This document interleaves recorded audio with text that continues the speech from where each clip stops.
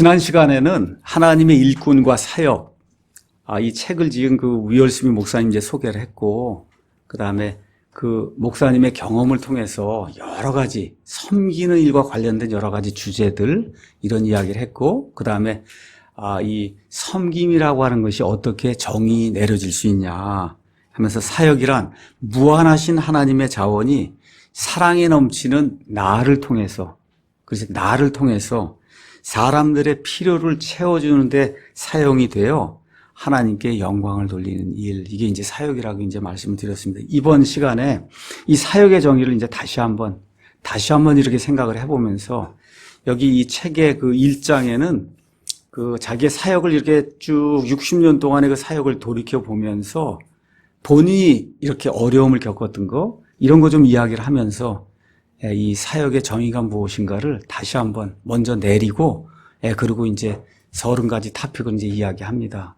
그래서 사역자 이제 이야기할 때는 제가 말씀드린 대로 전임 사역자도 있고, 저처럼 파트타임 사역자도 있고, 또 뭐 우리 집사 형제님들, 뭐 지역 인도자들, 우리 자매님들, 여러모로 여러 형태로 섬기는 그런 사역자들이 이제 교회에 있습니다. 그래서 사역이라고 하는 거 자꾸 이상하게 큰 개념으로 생각하지 마시고, 하여튼 주차 봉사라도 하는 그게 사역이에요. 내 사역. 그렇죠. 그러니까 교회 안에는 사역하지 않는 사람 아무도 없어요, 사실. 이렇게 생각을 하시고 모두에게 적용이 되는 그런 말이다, 이렇게 생각을 하시고 들어주시면 좋을 것 같습니다. 그래서 먼저 자기의 60년 동안의 그 사역의 역사를 이제 돌이켜 보면서 사역이 무엇인가 이렇게 이제 정의를 내려요. 그러면서 이분이 뭐라고 얘기하느냐, 이제 80세가 넘은 그런 상태에서 과거를 이렇게 돌이켜 보면서 하나님 앞에 이제 본인이 설 때 하나님께서 참 선하고 신실한 종아, 내가 참 잘했다. 본인이 뭐 내가 그런 칭찬을 받는다 얘기는 하지 않지만 지금까지 해온 그런 일들을 이렇게 가만히 이렇게 평가를 해보면서 정말 하나님을 섬기는 건 굉장한 일이고 특권이라고 이제 이분이 이야기를 하고 있어요. 근데 어느 경우에 그러냐, 사역이 무엇인가를 제대로 이해한 사람이래야 이 말을 할 수 있다는 거예요. 그러니까 엄청나게 큰 특권이고 굉장히 중요한 일이다. 근데 그건 누구만 할 수 있다고요? 사역이 무엇인가를 정확하게 이해하고 그 일을 했으면 그렇게 말을 할 수 있는데, 그걸 자체를 이해하지 못하고 이런 말을 할 수가 없다는 거예요. 자, 그래서 이 사역 이야기할 때 두 종류의 반응이 나타난다는 거예요. 저는 이제 한 번도 타보지 않았는데, 여러분 행글라이더 이런 거 타보신 분이 있으세요? 우리 이렇게 뭐라 그럴까, 아이맥스나 이런 데 가면 그냥 절벽 위에서 행글라이더 타고 쫙 내려가기도 올라가기도 하면 우리 그냥 보기만 해도 이렇게 희열이 느껴지잖아요. 제가 이번 한 달 전인가 제주도를 갔는데, 거기 가니까 열기구를 한다 그래서 제가 열기구를 한번 타러 가려고 갔습니다. 그랬더니 아직 개장을 안 했다고 그래서 그냥 왔거든요. 글쎄 나이가 이제 60 됐는데도 그게 타고 싶더라고요. 열기구 한번 쭉 타고 올라가서 한번 사진도 찍고, 그게 그 어떤 희열이라는 게 이렇게 있는 거 아니에요. 그렇죠? 나중에 이제 동남아시아나 이런 데 이제 가게 되면 이 바다에도 이제 열기구가 있고 하니까 한번 타보고 싶어요. 한번 이제 나중에 소아시아, 우리가 혹시 또 갈 그런 계기가 있으면 소아시아 터키에 가면 가파도키아라는 데가 있어요. 그 가파도키아 가장 유명한 게 열기구예요. 거기서 올라가면 그냥 엄청난 그런 그 규모의 그 뭐라 그럴까, 초원과 그런 풍경이 이렇게 잡힌다, 그렇게 이제 이야기를 하더라고요. 자, 그래 매일같이 이렇게 희열이 느껴지면 좋은데 많은 분들에게는 그 반대 현상이 생긴다는 거예요. 여러분 우리 그리스 신화인자 가서 보시면 시지프스 아니면 시시포스라고 하는 어떤 사람이 나오는 거 아시죠? 그 사람이 못된 짓을 하고 형벌을 받아갖고 하여튼 저 산꼭대기까지 엄청난 규모의 바위를 끌고 이렇게 올라가면 어떻게 그게 또 쭉 떨어진단 말이에요. 그럼 또 끌고 올라가. 그걸 어떻게 죽을 때까지 영원 무궁토록 하는 게, 그게 그 보통 시지프스 아니면 시시포스의 저주 아니면 형벌 얘기할 때 그 얘기를 하는 거잖아요. 크리스찬 사역을 그렇게 느끼는 사람도 있다는 거. 이걸 언제 끝을 낼까? 그렇죠? 그러니까 엄청난 희열을 느끼는 그런 사람도 있고, 또 반면에 매일같이 이거 지겨운 거 이거를 매일같이 반복을 내가 언제까지 이걸 하고 끝을 내야 되나 이렇게 생각하는 사람도 있다는 거예요. 자, 그런데 이 후자의 경우 아니면 또 전자의 경우 매일같이 희열 느끼는 거 불가능하잖아요. 그렇죠? 예, 그러니까 결국은 사역이라는 게 쉬운 일이 아니다. 자기 자신을 죽이고 남을 섬겨야 되는 거기 때문에. 그래서 아무리 힘들고 어려워도 하나님이 주신 말씀의 방법대로 이 사역을 수행하면 예, 끝까지 할 수 있다는 거예요. 본인이 60년 동안 해보니까 끝까지 그 일을 감당할 수 있다. 그래서 이분이 이제 뭐라고 이야기를 하느냐. 사역의 초창기에는 사역이 뭔지를 모르고 하다 보니까 너무 어려웠다는 거예요, 본인도. 그래서 이런 속담을 이야기해요. 항해사가 배를 이렇게 움직여가는 그 항해사가 자기가 어떤 항구로 가는지 알지 못하고 배를 움직이면 어떤 바람이 불어도 그건 다 역풍이지 순풍이 아니라는 거예요. 한번 생각을 해보세요. 어느 항구로 가야 할지 목표가 없는데 바람이 역풍인지 순풍인지 알 수가 없잖아요. 그러니까 모든 바람이 다 역풍으로 그렇게 느껴질 수밖에 없다는 거죠. 그러니까 이제 본인도 북침례교회라고 하는 그런 신학교에서 공부 다 하고 얼마나 또 성경을 많이 읽었겠어요. 그렇죠? 이런 거 다 준비하고 최고의 교육을 받았고 지식도 이제 다 많이 쌓았고 이런 가운데 25, 26 뭐 이렇게 되면서 이제 목회를 미국에 하면 목사들이 뭐 웬만큼 이렇게 하면 25, 26 되면 그러면 석사 마치고 나오면 목사를 한단 말이에요. 군인 안 가고 그러니까 18살쯤에 이제 대학 가서 4년 하고 한 3년 또 하고 그러면 한 25만 그쯤 되면 되게 결혼도 해요. 미국 목사님들은. 이렇게 돼서 24, 25쯤 나와서 뭐 그냥 지식이 해갖고 뭐 해봐야 되겠다 그러고 또 미국 사람도 말을 잘하거든요. 중학교, 고등학교 다니면서 자기 의견을 잘 이렇게 피력하는 거를 그걸 배우지 않으면 안 되기 때문에. 그러니까 뭐 25살만 돼도 성경 쭉 이렇게 강의하면서 말하는 걸 보면 굉장히 잘한단 말이에요. 그 본인도 이런 열정에 차서 그렇게 나와서 이제 하려고 했는데 안 되는 거예요, 이게. 생각같이. 그렇죠? 그래서 이렇게 표현했어요. 바다를 배를 타고 항해하려면 나침반이 있어야 되는데 지상에서 쓰는 내비게이션 같은 이런 지도를 가지고 이걸 하려고 하니 안 된다는 거예요. 그러니까 이거 내비게이션이 맵은 땅에서 자동차 움직이는데 그게 맞지만 바다에는 그거 하려면 무슨 빌딩이 있고 뭐가 길이 있고 이게 다 있는 가운데 그 맵이 맞지만 바다의 망망대해는 아무것도 없잖아요. 무슨 뭘 해줄 수 있는 게. 그렇잖아요? 그럴 땐 나침반이 필요한 거지. 그런 맵이 필요한 게 아니라 지도가. 그렇죠? 그러니까 잘못된 걸 가지고 하나님의 사역을 하려고 하다 보니까 안 된다는 거예요. 그러면서 뭐라고 얘기하냐. 눈물을 흘리며 헤매다가 결국 원리를 발견했다. 본인도 이제 그런 이야기를 하는 겁니다. 그래서 이분 말씀은 뭐냐. 방법은 많다. 그런데 원리는 적다는 거예요. 또 하나. 방법은 늘 변할 수 있는데 원리는 결코 변하지 않는다는 거예요. 이거 원리를 잡아야지 이 방법을 잡으려고 이렇게 노력을 하면 그러면 실패하기 딱 십상이다. 이제 그렇게 이야기를 하는 겁니다. 다시 말씀드려 원리를 잘 이해하지 않으면 다른 사람이 와서 이 방법으로 하니까 우리 교회가 된다. 이 방법으로 하니까 뭐 찬양대가 된다. 뭐 이게 그게 나에게 적용이 안 된다는 거예요. 원리를 이해하지 못하면. 그렇죠? 또 더구나 또 뭘 이야기하느냐. 즉각적인 효과를 내는 그와 같은 방법은 거의 교회 사역에서는 쓸 수 없다고 이야기를 하는 거예요. 이게 오랫동안 예를 들어 우리 어르신 모임도 하면 지금 우리 남현수 자매님 또 우리 윤계영 형제님이 어르신 모임 우리 또 이청훈 자매님도 그렇게 해서 이제 어르신 모임을 또 그 외에도 또 누가 있어요. 우리 임정숙 자매님 또 김세현 자매님 뭐 등등 해서 이렇게 지금 섬김을 벌써 오랫동안 하고 있잖아요. 그 섬김을 오랫동안 하는 가운데 어르신들이 그 섬기는 그분들이 신실하게 이렇게 해주는 걸 보고 신뢰를 하는 거예요, 그게. 그렇잖아요? 이게 조금씩 이렇게 신뢰가 되는 가운데 여기까지 이렇게 다다르게 되는 거예요. 제가 지난번에 2주 전인가 우리 성경 전례지 거기를 이제 다녀왔습니다. 그 일을 우리 윤계영 형제님이 거의 처음부터 끝까지 다 맡아서 해줬어요. 거기 서천 거기까지 한번 갔다도 오시고 뭐 버스니 뭐지 다 해갖고 이제 오신 거예요. 저는 가기 전날까지 아무것도 모르고 그 다음날 아침에 가야 된다 그래서 아침에 일어나서 버스 타고 그러고 다녀온 거 외에는 아무것도 없어요. 그렇게 섬겨주니까 그렇지 않습니까? 그 여행이 얼마나 편안한지 모든 사람에게 얼마나 편안한지 기쁨이 되는지 알 수가 없거든요. 그렇잖아요. 이게 섬김이다. 이게 섬김이다. 그런 생각을 제가 하게 된 거예요. 그거를 목사가 일일이 처음부터 끝까지 버스까지 해서 뭐 다 해서 그렇게 하라 그러면 어떻게 이 일을 하겠어요. 아, 이런 게 섬김이구나. 다른 거 없는 거예요. 그게 근데 시간이 좀 걸립니다. 시간이. 오랜 이런 시간이 걸리면서 이렇게 우리 윤경 형제님도 아마 평택에서 오시는 것 같은데, 그렇지 않습니까? 평택에서 오고 가면서 주일날 꾸준히 이렇게 와서 이렇게 해주시고, 그러면서 또 그 서천군을 다녀오고, 거기 사람들하고 통화를 하고, 이렇게 해서 그냥 모든 게 이렇게 안전하게 편안하게 될 수 있도록 2, 3주 그분이 이렇게 신경을 쓰고 여러 사람 도움을 받고, 그러고선 또 제가 그날 가서 차를 탔더니 또 여러 도우미들이 또 그 안에 탔는데 그 도우미들이 뭐 빵도 주고 뭐도 주고 다 주는데 아침을 안 먹고 와도 그냥 편하게도 다 갈 수 있도록 다 나눠도 주고 이렇게 하니까 야, 이게 진짜 그리스도인의 섬김이 이런 거구나 하는 거를 제가 그날 몸으로 크게 체험을 했습니다. 아, 정말 감사하다. 이게 정말 섬김이구나.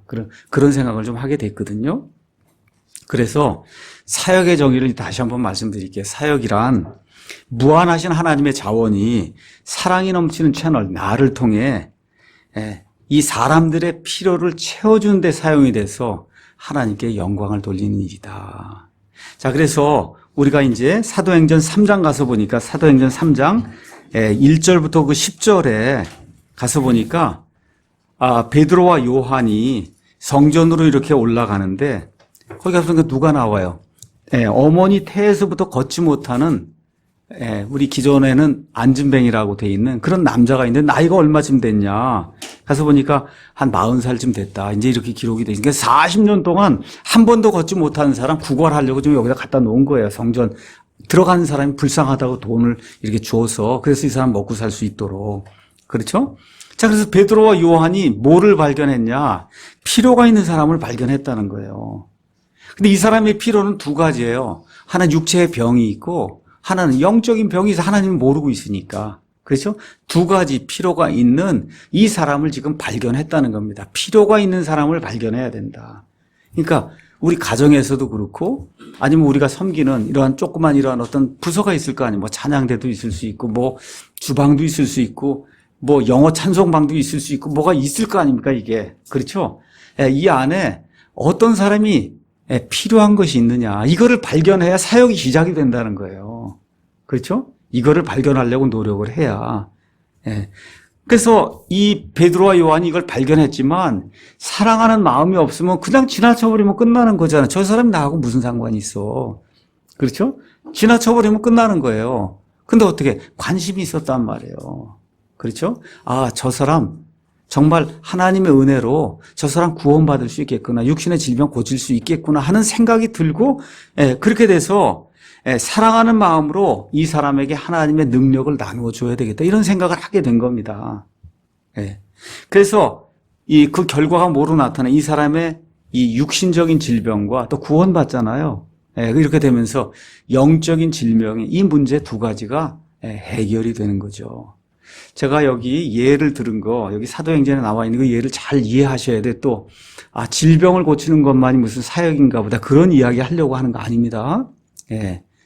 그런 이야기 하려고 하는 거 아니에요. 지금 말씀드리는 건 그것이 무슨 필요가 되든 어떤 사람이 부부가 있는데 정말 이혼해야 될 정도로 심각한 그러한 그 부부 생활의 위기를 겪는 사람도 있잖아요. 그렇지 않습니까? 그럼 어떻게 해야 돼요? 이걸 어떻게 내가 가까이 살면, 가까이 있으면 어떻게 도와줄 수 있는 방법이 없을까? 그렇죠? 이거를 노력을 해야 된다는 게 저 사람을 사랑하는 그런 입장에서 노력을 해야 된다. 이렇게 될 때 하나님의 능력이 나타나서 그 가정이 치유가 될 수 있다. 그렇죠? 이런 게 사역이라고 하는 겁니다. 사역. 그래서 그 결과가 뭐예요? 온 백성이 그가 걷는 것과 하나님을 찬양하는 것을 봤다. 이렇게 이야기하면서 하나님을 찬양하는 그런 일이 생기게 되고 그 결과 많은 사람들이 이 일을 통해서 하나님을 믿는 일이 생기게 됐잖아요. 그렇죠? 그러니까 이게 크리스찬 사역의 모델이 돼야 된다는 거예요. 크리스찬 사역의 모델. 첫 번째, 개인적인 차원에서 일단 하나님의 무한하신 자원에 눈을 떠야 된다는, 하나님이라면 이 일을 하실 수 있다. 그렇죠? 우리가 누구를 섬기려고 하는데 인간의 방법으로 그게 안 될 수 있잖아요. 부부 사이가 너무 틀어졌어요. 이게 인간의 방법으로 이걸 다시 붙여놓을, 저게 될까? 저 50년 문제인데 저게 될까? 이럴 수 있단 말이에요. 근데 저와 여러분 안에 어떤 확신이 있어야 되냐? 하나님께는 불가능한 일이 없다는 그런 확신을 가지고 하나님의 무한하신 자원이 있지 않냐? 그렇죠? 여기에 일단 눈을 뜨고 하나님이라면 함께 하시면 이 일이 풀릴 수 있겠다. 그 생각을 하고 사랑하는 마음을 가지고 사람들의 필요를 내가 돌아봐야 된다는 거예요. 네, 사람들의 필요를 돌아봐야 된다. 이렇게 되면서 그 하나님의 강력한 자원들을 흘러가게 만드는 그런 통로, 채널이 되도록 내 자신을 내어놓아야 된다는 거죠. 그렇죠? 그러고 나서 결국 맨 끝이 뭐예요? 베드로와 요한이 영광 받는 게 아니라 이 사람이 하나님께 영광을 돌리고, 그렇죠? 구원받은 많은 사람들이 하나님께 영광을 돌렸지. 또 여기 가서 보면 베드로가 16절에도 그러잖아요. 그분의 이름을 믿는 믿음을 통해 그분의 이름이 너희가 보고 하는 이 사람을 강건하게 해. 내가 한 게 아니다. 우리가 한 게 아니다. 여기 나와 있는 이름, 예수라고 하는 게 아니고 예수라고 하는 그 이름의 인격체, 이름이라고 하는 인격체를 이야기하는 거예요. 인격체. 그래서 예수 그리스도라는 그 인격체, 그분이 이 모든 일을 했다고 하며 이 베드로와 요한이 영광을 오직 하나님께만 돌리는 이와 같은 아름다운 모습이 이 안에 기록이 되어 있습니다. 그렇죠? 이렇게 하나님께 영광이 온전히 돌려지게 될 때 성령님께서는 하나님을 알아야만 하는 사람들에게 이 사건을 사용해서 이 사람들이 믿고 구원받을 수 있도록 만드는 그런 사역을 이제 또 성령님이 하신다는 거예요. 다시 말씀드려 절망에 빠져 있고 필요가 있는 그 한 사람에게 베드로와 요한이 다가가서 사랑하는 마음으로 채널이 돼서 하나님의 무한하신 자원을 가지고 이 사람이 고칠 수 있다, 이 사람을 고쳐줄 수 있다고 하는 이와 같은 그 믿음을 가지고 하나님께 영광 돌리는 그런 일을 할 때 그 사람뿐만 아니라 초대교회가 흥황하게 되는 그런 아름다운 일이 이제 발생을 했다는 겁니다. 자, 다시 한번 사역의 정의를 내려볼게요. 사역이란 무한하신 하나님의 자원이 사랑이 넘치는 채널, 나를 통해 사람들의 필요를 채워주는 데 사용되어 하나님께 영광을 돌리는 일이다. 이렇게 제가 다시 한번 정의를 내렸습니다. 자, 그럼 그걸 하려면 저와 여러분이 하나님을 만난 경험이 있어야 될 거 아니에요. 하나님의 것을 나눠주는 거 아닙니까? 이게 내 걸 나눠주는 게 아니라 그냥 내 거 나눠주는 거면 밖에 있는 자원봉사 하는 거예요. 세상에 있는 구제활동 하는 거잖아요. 그렇죠? 많습니다. 세상에 나가도 상담사도 있고 뭐 무료로 봉사해 주겠어요. 얼마나 많은지 몰라요. 근데 지금 우리는 하나님의 일을 하기 때문에 하나님의 무한하신 자원으로 하는 거잖아요. 그러니까 하나님을 만난 적이 있어야 된다는 겁니다. 하나님 만난 적이 있어야 된다. 또 하나님이라면 이 일이 가능하다고 여러분이 믿으시냐는 거예요. 하나님과 함께 하시면 이런 일이 하나님의 무한한 자원들이 있다. 또 다른 사람들의 필요에 대해서 알고 있냐.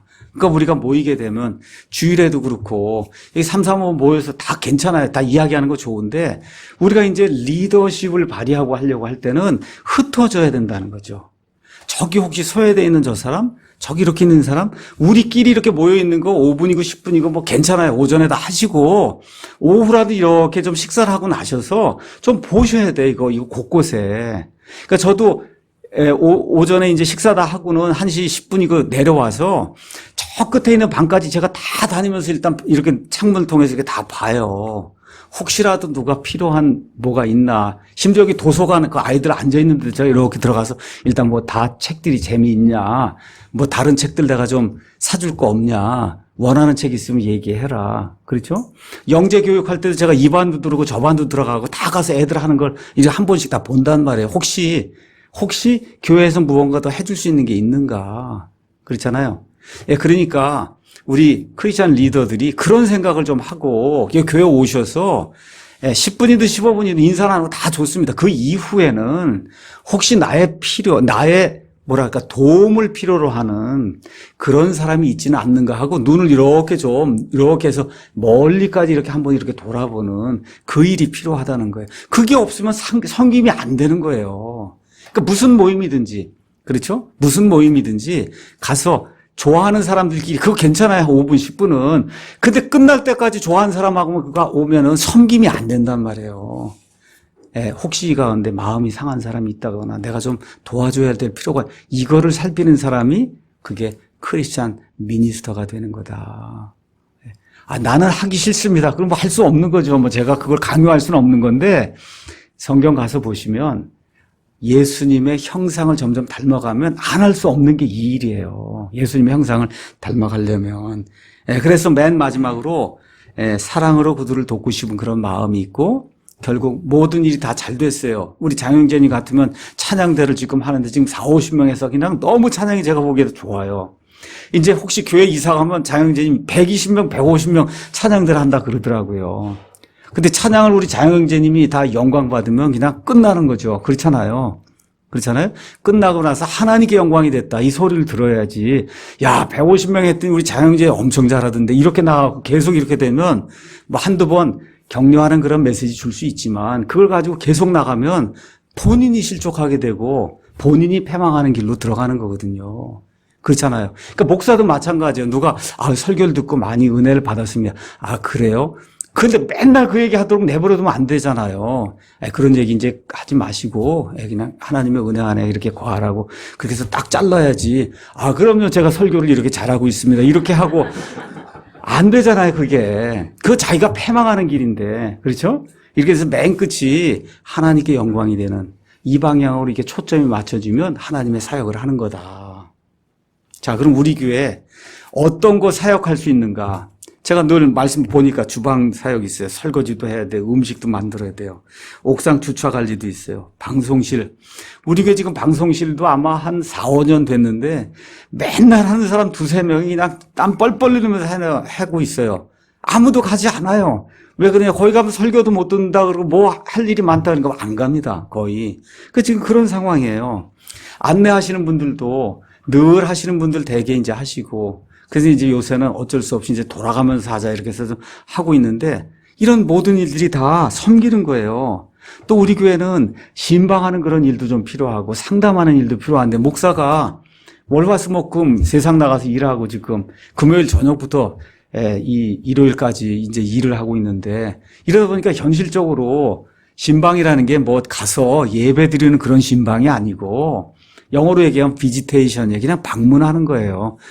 비지테이션. 방문이에요, 방문. 그렇죠? 어떤 사람이 좀 만나고 싶어 해요. 일주일에 한 번 아니면 한 달에 한 번이고 그냥 모여서 이야기를 좀 하고 싶어 하는 사람들이 있단 말이죠. 그렇죠? 이렇게 될 때 찾아가는 거예요. 그냥 저녁이라도 해도 되고 아니면 그냥 옆에 커피숍에 만나도 되고 뭐 차라도 한잔 합시다. 식사 후에 합시다 하고 이렇게 만나주는 거. 이것도 큰 섬김이에요. 이 현대 사회에서는 보통 큰 섬김이 아니에요. 그게. 그렇잖아요. 또 누구 얘기를 이렇게 들어주는 거. 이거 상담 얘기 나오니까 구원 상담. 구원 상담도 물론 필요하지만 그냥 누구 이야기 들어주고 어려움이 있다. 이것도 보통 큰 그 사역이 아니거든요. 그러니까 교회가 커지고 하면 어쩌면 가장 중요한 사역이 이 신방, 방문해 주는 거, 상담해서 이야기 들어주는 게 사실은 가장 큰 섬김이에요. 교회 안에서. 그렇잖아요. 또 뭐가 있어요? 교사. 교사 여러분 그거 하려면 목사처럼 설교 준비해야죠. 공과 준비해야죠. 애들 질문 준비해야죠. 이 교사들이 그래요. 애들이 얼마나 그냥 샤프한 질문을 하는지 준비를 안 해가면 아예 땀이 뻘뻘 난다고. 근데 우리 교사들이 뭐 봉급을 받아야 아무것도 없잖아요. 그렇죠? 이런 섬김도 있어요. 우리 찬양도 섬김인데 찬양도 섬김인데 찬양은 사실 많은 경우 사람들의 칭찬을 받을 가능성이 큰 그런 일이기 때문에 어느 면에서는 섬김이라고 이야기하기가 우리 장영재님은 지휘를 하면서 하기 때문에 섬김인데 그거 사실 이렇게 노래하시거나 하는 그런 분들은 많은 경우 맨 교회 맨 앞에 서서 어쨌든 이렇게 하고 그러면은 사실 사람들의 칭찬의 대상이 되기가 쉽지 그걸 섬김의 대상이라고 하긴 어려운 그런 일이 이게 찬양 이렇게 하는 그런 거거든요. 예. 그래서 이런 거 이외에도 여러 종류가 많이 있을 거예요. 그래서 내가 어떤 걸로 옆에 필요가 있는 사람들의 그 필요를 내가 만족시켜 줄 수 있는가. 사랑하는 마음으로 하나님께 영광을 돌리기 위해서 이걸 한번 깊이 생각해 보면 우리 모두에게 유익이 있지 않겠나 이런 생각을 하면서 두 번째 강의 마치겠습니다.